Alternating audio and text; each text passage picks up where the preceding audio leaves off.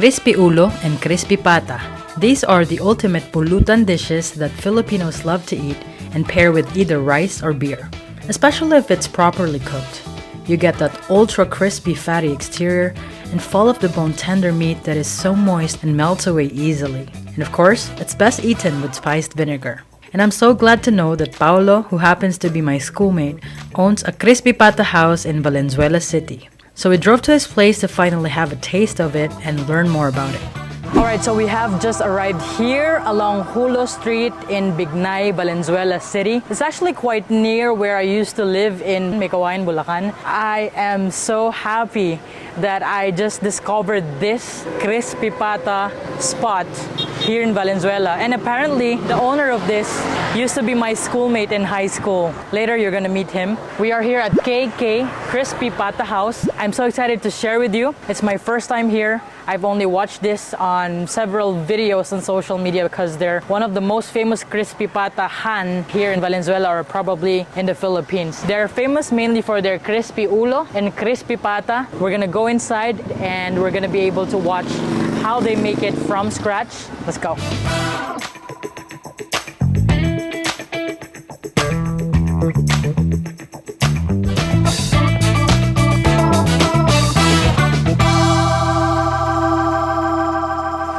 So we're entering Paulo's house right now. This is actually where they live and where they started their business. We're gonna go inside to take a look. It's kind of like a backyard cooking. So literally, it's behind their house. Let's go, let me show you. So upon entering, you will be welcomed by their family dogs.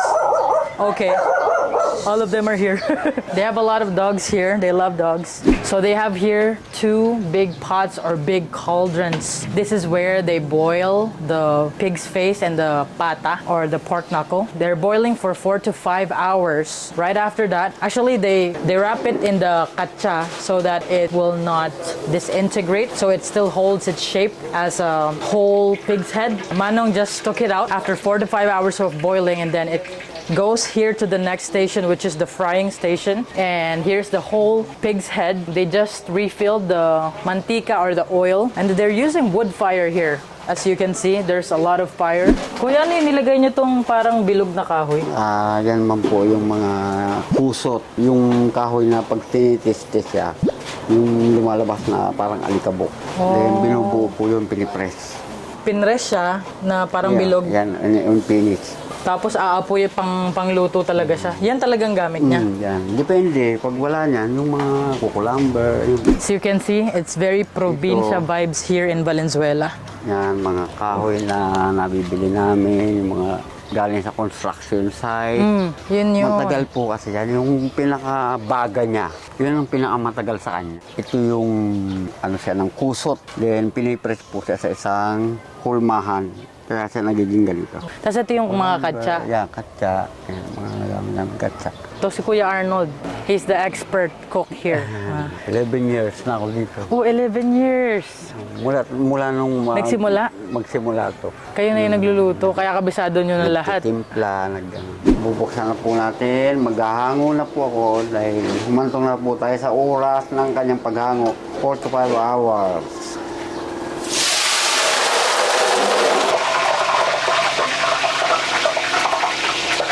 Ano po yung size niyan, Kuya? Super jumbo. Okay. Mula sa kaldero, tatanggalan na po natin siya ng katsa or pambalot. Ayan. Wow. Bago po natin isalang ito, ma'am, sa kawali, medyo pakukuluin po muna natin yung mantika niya para hindi siya didikit.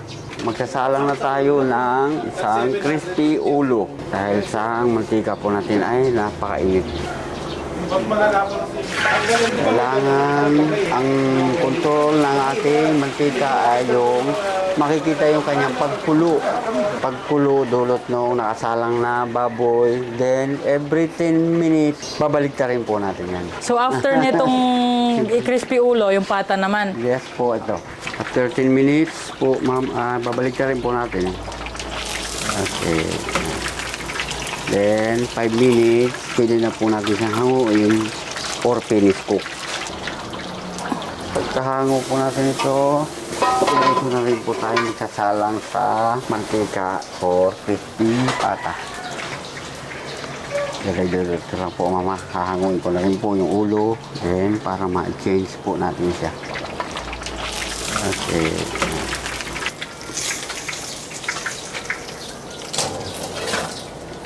Medyo atras kayo ma'am, atras. Natalsik dito, natalsik. So, pareho lang po yung proseso ng... Ganun din. Kung ano yung sa ulo, ganun din siya sa pata. Pero pagka ganyang galing na siya sa pagkulo, medyo bumababa na yung time niya. 4 10, magiging ano na lang siya, 15 minutes. Okay. Hello po, ako si Paulo Antonio. Kami ng misis ko, Ana Melisa, yung owner ng KK Crispy Pata House. Bakit KK? Kasi pangalan nung anak namin, Kenny and Kali, so KK Crispy Pata House. Yung process ng pag-prepare namin ng crispy ulo, crispy pata, pinapakuluan namin ng 4 to 5 hours sa kahoy. So, minimake sure namin na sobrang lambot din. Mas gusto namin pinipirito agad yung pagkahango. Hindi na namin fini-freezer kasi parang mas juicy. Yung lutong niya, malambot na balat pero malutong. Sabi ng iba, pinakamasarap daw dito sa Valenzuela pero hindi ako naniniwala. Try na lang natin. Share ko lang, ano na siya, 11 years na siya. Recipe siya ni father-in-law ko. Then, nag-pandemic. Tinry namin ni Mrs. na i-online. So, yun. Medyo naging okay. Much better naman talaga na na-move namin as online selling yung business. Yung secret ingredient namin, secret talaga siya. may special ingredient. Siguro iba nalalasahan, pero hindi lang natin talaga dinidisclose para talaga. Tapos yung isa sa namin is yung sausawan. Marami nagsasabi masarap daw yung sausawan sinasabaw daw nila Then makikita nyo kami sa 257 Hulo Street, Bignay, Valenzuela. Pin nyo lang KK Crispy Pata House. Mau-offer namin is crispy ulo and crispy pata. Minsan may kami, fried itik, fried pugo, pero as of na wala kasi tayong stock. So, yun. Makikita nyo yung pwede nyo i-check yung menu namin sa page namin, KK Crispy Pata House sa Facebook.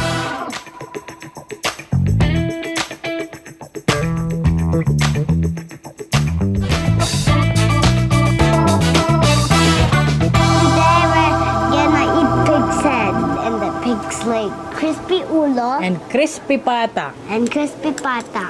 Alright, so we're gonna use our plastic fork to break this open. Crack it open. Whoa. Look at that. It's so crispy on the outside.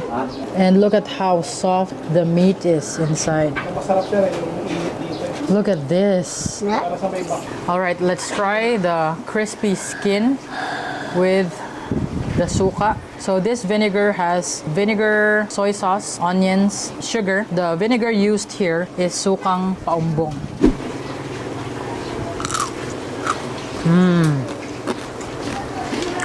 It's so good.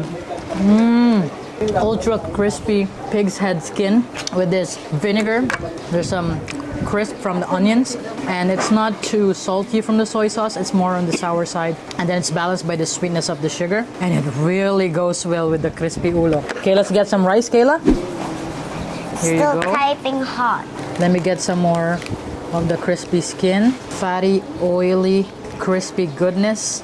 Let me put it on top of my rice because this is the pig's face meat, one of the softest part of the pig's face.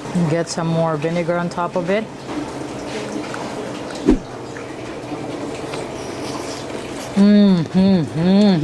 Sarap. Sarap. The meat is ultra tender. It's actually not super fatty.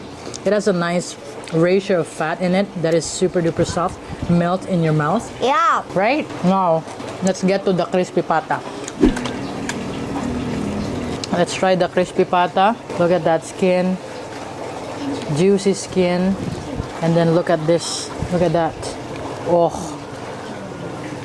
Look at that meat disintegrating from the bone. Red meat, super duper soft and tender. Oh my goodness. More and more vinegar.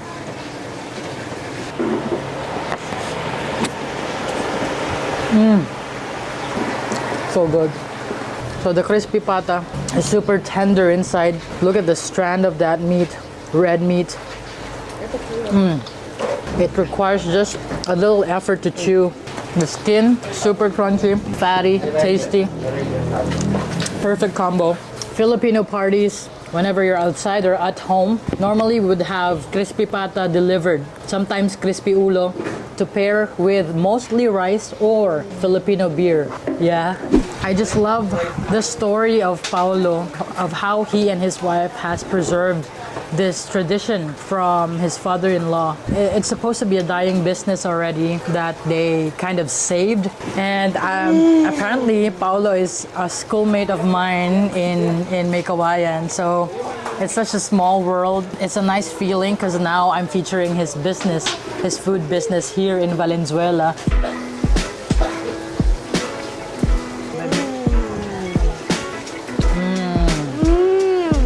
Guys, I'm eating sayote and chicken tinola with sauce.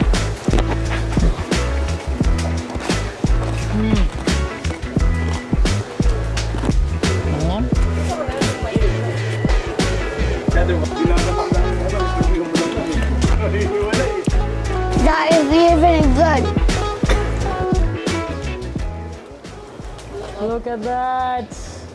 Pig's ears. Let's try to break it. Oh my goodness. Look at that. Jiggly piece of meat from the pig's ears. Dip it in the vinegar. Oh my goodness gracious. Stairway to heaven. Pig's ears. It's very good.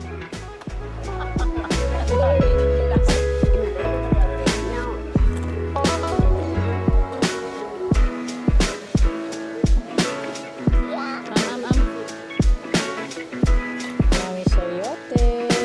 Oh, yung tamo, minamasahe pa ako. Thank you, ate. I can massage your hair too. Kamusta?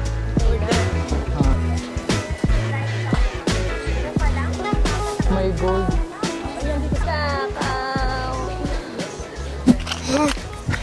Oh my gosh, I'm so full. It feels like we're tasting tradition. Yeah. It's been passed down from their father-in-law, and now the business is still continuing, and I'm happy for them that they're being recognized right now in social media after all the challenges that happened during the pandemic, and now business is back. So yeah, let's keep supporting local food businesses here in the Philippines.